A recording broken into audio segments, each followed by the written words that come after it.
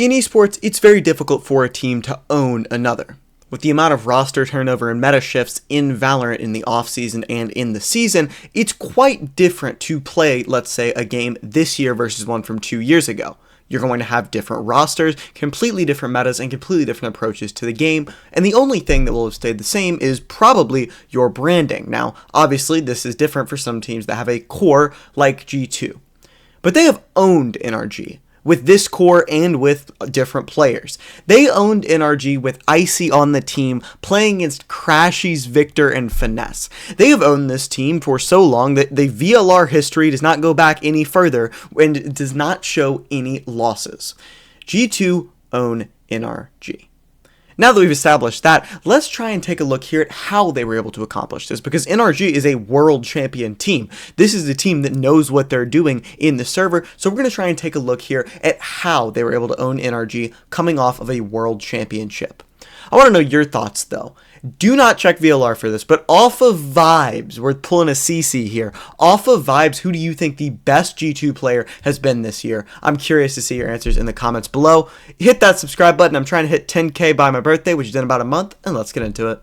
Now, obviously, they're playing the double duelist. I'll talk about the Phoenix and the post plant in a second, but a huge change for them for this NRG game was moving Baby onto dive duelist, right? That I'm playing Yoru on map 1 and Waylay on split. He was top 3 in rating for both of those agents. Now, part of that comes with, doing a win is obviously going to be better than going against guys who have maybe 5-6 games of experience on that duelist, the highs and lows. But with that, also comes the fact that if you're on a dive duelist, you need to know what you're doing. You need to be at the top of your game regardless of if your team is winning or not, because otherwise your team isn't going to win with you not performing well in that dive duelist. Baby did a remarkable job, and I also want to talk about the Phoenix, which I will in a second here. But this, I think, is the biggest part of what has enabled G2 to be consistent.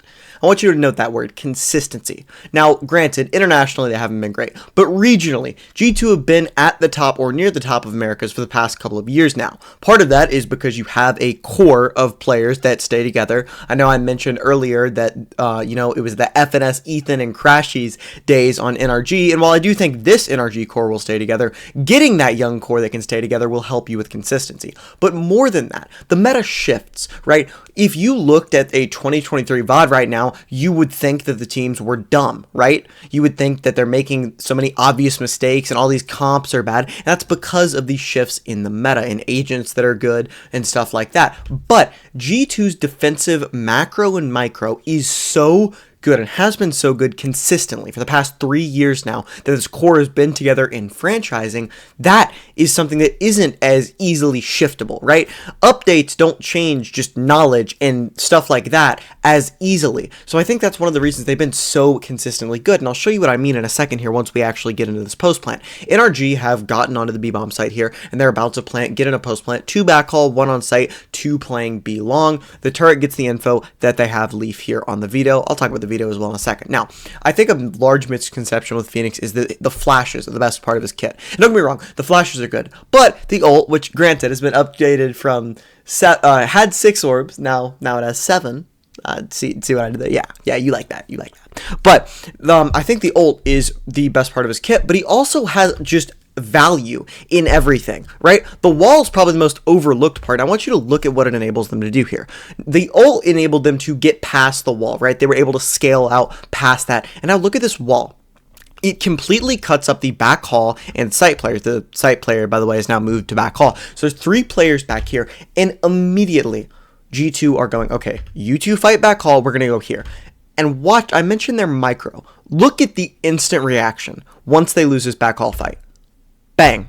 We are all going to cover our gaps. We know where to go. We know what to do. We're covering the gap in back halls here. Then Trent is able to get the kill. Baby is able to get the kill, and immediately they shift back over. That is more of a basic thing, but everyone instantly covering the choke that they need to, and then having the skill to win that fight, that is something huge. Right? Now, there's an argument to be made that, oh no, if Brock or someone else pushed up, you maybe ask, oh, if they pushed up, they're not covering that gap. Obviously, at that point, Trent is going to swing around with the Odin as he does just a couple seconds later if he hears someone running up on him. But as you can see here, Trent doing a little Odin work on his own. against Brock. But these are the type of things that make a team sustainably great. Keeping a young core, they're not that young anymore, but keeping a core together that knows how to play, and in turn that enables that defensive macro and micro to be played at such a high level. It's a lot more difficult if you're shuffling rosters to have them play together at such a great level like this G2 core has been able to, even with the Baby Bay shift. And I mean, you can see him, he's doing great. They also do a great job of abusing the weaknesses of the NRG comp. Take a look at this NRG comp. What do you notice, right? Now, you might notice the Teo Sova, which is a whole separate thing. I could make a whole video on that and like the shift because of waylays and setting them up. It's really interesting, but that's not what I'm here to talk about. They don't have flashes. Now, with this has become a lot more commonplace in the post-waylay era than the pre-waylay era, because you can get away with explosivity. And that can break the crosshair placement. You have the waylay, right? The point of a flash is to break the crosshair placement, like flash an op off the line, force someone off the line, right? You can enable that by having a waylay dash and then flooding after. That is theoretically possible, and it's what NRG have been doing. However, if you're able to get the initial kill into the waylay and the scaling doesn't work properly, then they're kind of stuck behind this smoke, right? Valen ends up, and I want you to notice the scaling here. Again, look away from my handsome face. I know, it's difficult. Just join the Discord link. I don't know what that had to do with anything. But if you'll notice the scaling here, they're going one by one. They can't break the crosshairs of G2 on this smoke, right? On this choke point, because they don't have a flash. They don't have anything to force them off that line. With that, then G2 just win the round, right? And I know it sounds simple, but it's really not, because it's very difficult because NRG are such a good team at scaling off the waylay to do this. But if you're able to get that initial pick onto the waylay and then force someone to go back or just get the kill on the next guy's scaling, right? All this comes undone, right? Waylay gets killed by Leaf, bang, bang, and then the people scaling out of the smoke get killed as well. At that point, round over. Right? There's no utility to help them come out once the waylay has been dealt with. Great stuff from G2. Normally, I wouldn't show this round because G2 ended up losing it, but you guys said you wanted longer videos. Let me know in the comments if this is like the right length, if it should be longer, shorter, whatever. Just let me know in the comments and I'll try and adjust based on what you guys think. Same thing with the volume. I made it a little louder. Anyways, I want to talk about the layers to this G2 defense, right? They have this stun molly play. Now, this is a pretty standard thing. They're going for a Sova ult. You'll see stuff like this all the time in other teams where they have a waylay, like dash in, stun a player, and then refract back and you pop the Sova ult off that. But I want to talk about the layers to this, right? They don't just invest the Yoru flash to clear main, the molly, the stun, the smoke, the dart. No, they then, after the Sova ult, have players push up to confirm the kill. Jogamo and even Baby Bay if he's needed, right? I love the layering to this, just making sure there's no possible way that Ethan can escape. The molly in case he tries to go forward, like every single plan of action from Ethan is eliminated. He has no choice. He's going to die there. And I love the planning from G2 there. Great layering to that defensive call. Again, they do lose the round, but it was a great call. For example, the very next round, this controlled aggression with the Phoenix. I know I said the flashes weren't the best part of the kit in my eyes, and I think that there's an argument for the best part, but also just they are still very good, regardless of what you think is necessarily the very best part. It enables you to do stuff like that within the first 5 seconds. And then, again, high IQ macro of the map, they know, okay, if there's a mid player, they die here, they're probably going to go back over here, especially if we use Sova utility to help them out that way. Now, Baby Bay, listen, he's 30, bro. He's pushing it. And while he is statistically their best player, he's still going to have some unk moments, like everybody does, right? Everyone has whiffs, but I think his are more highlighted because, you know, he's old and all that and decrepit and his bones are withering and all that great stuff that happens when you're old. But he does eventually get the kill on D'Amato. Now, it does get a little hairy for G2 once he starts getting a little adventurous and going exploring towards mid. As you can see here, Kiko just holds, waits. He knows they're going to want that info, gets the kill. But I love the discipline. Again, the biggest word I could think of when it comes to G2 is discipline. They're just so disciplined at everything, right? Look, bang. He's just holding there, gets the kill on the Scuba. Then he does swing out, ends up dying, but Valen is also holding back here. He's going to end up dying. I swear, guys, I'm not making this. I promise he ends up dying. Just give me, yeah, there we go. He's tail mollied out, forced to do that swing, and then dies. But the discipline in back halls of Valen gets that kill, swings again. Great stuff from G2 again. Now, I also want to talk about the veto a little bit because there aren't really like any pop-off necessarily rounds that you go, oh my goodness, you know, Leaf was insane. But the veto was very good. Again, NRG with this flashless comp, they utilize a ton of utility to try and get into bomb sites. So if you're able to use that interceptor, get some of that stuff down, it's a huge help as well. It's 7-2 here, and NRG are trying to just get an ult round with this Astro Wall. You can see it here. It's a quick take towards A. I have been noticing, in some of the rounds I haven't shown a lot of the ecos, G2 have been fighting up heavily with the Phoenix. I've shown some of it, but like, I want you to understand, most eco rounds, they're fighting for these extremities, pushing up heavily, and even now you have Baby Bay on B, pushing all the way into main. So this utility from NRG is in anticipation of a possible fight, right?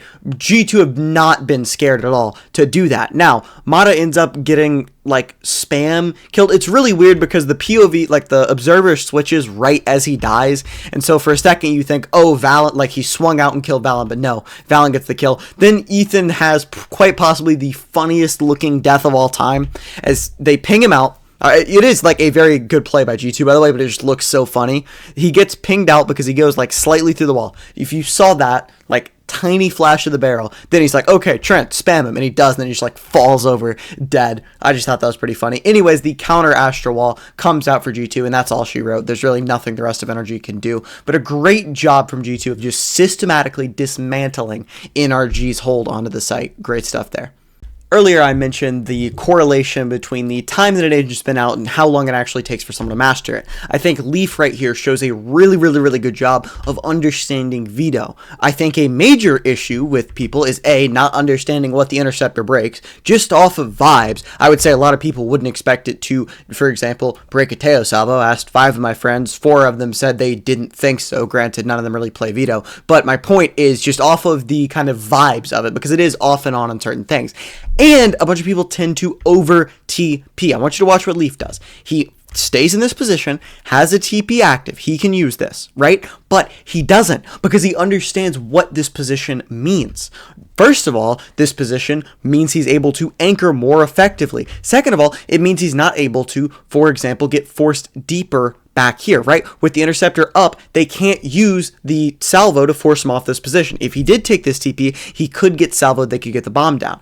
If anyone's wondering why Kiko isn't just ulting here, it's because Trent has the Counter's Fury. But look at this. He stays here, so that once Baby Bay gets this pick, now they can go ahead and, as Baby Bay moves over, have this crossfire. If he TP'd, NRG are on this site right now, mark my words. If he took that TP, NRG are on the site, 3v3, who knows what's happening. Instead, he stays here and then holds the cross with Baby Bay so that something like this can happen. When they go to clear him, Baby Bay gets the kill. Great stuff. Again, I think Vito as an agent is a guy who, once we get to that level, we've seen it with every single agent. Waylay was supposed to be this useless agent when she came out, right? It takes a little while, but once teams start to utilize new agents effectively, that's when we start to see meta shifts because they're forced into nerfs. For example, I would be shocked if Waylay does not get a nerf after the first Masters event. Shocked. Hopefully Valorant holds off because I know they have a tendency to nerf pivotal agents in the meta right before Masters, which makes us see lower quality Valorant.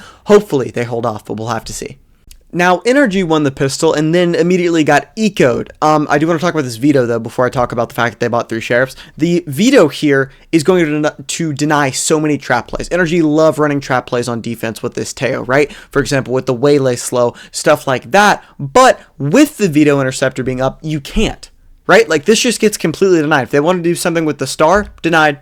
Nothing you can do. And this A main control that you were supposed to get from that salvo, gone. They're in A main almost instantly, getting Jogama Orb for this ult that's going to be really important later, right? So the veto in stuff like that is so helpful. Now, the buy here, I think it's just something where you want these 3 players to full buy next round so that you can start to snowball rounds. Obviously, I can't be 100% sure because they lose the round and that doesn't happen, but I believe that's the intent behind it. Now, this is probably, I'll spare you the round here, although I do want to talk about the fact that This is just a high IQ play using the Phoenix Wall now with the semi-recent, I don't think it's that recent, but the new-ish buff to make it go through walls. I think that's very helpful in high-level play because you're able to do stuff like this where if there was a player down here, they aren't able to just kill you and throw you in a blender. Good stuff there. But this is probably the funniest ace you'll ever see. So they are getting stalled out. 25 seconds left. They are getting stalled out. Mata has a rifle. Take note of the bullet count. It's important. As he gets these kills, right, ends up spamming into it, it is empty. He switches to the classic, gets another, and then refracts back. This is good, right? I was watching this on TikTok. I wasn't streaming this game. I was watching it on a little TikTok stream, and once I saw this right here, I put my phone down and went to make a sandwich. That's what I did. I was hungry. But I could not have predicted what happened next. See, with this, Jawgamo gets a kill on Kiko, and you're like, okay, it's still 2v4, but then Jawgamo gets another kill, this one onto Mata. So now two of the players have sheriffs, but there's only Ethan here, and then you have Brock rotating. Granted, the Guardian's close, but look at what happens here. Once Ethan, right here,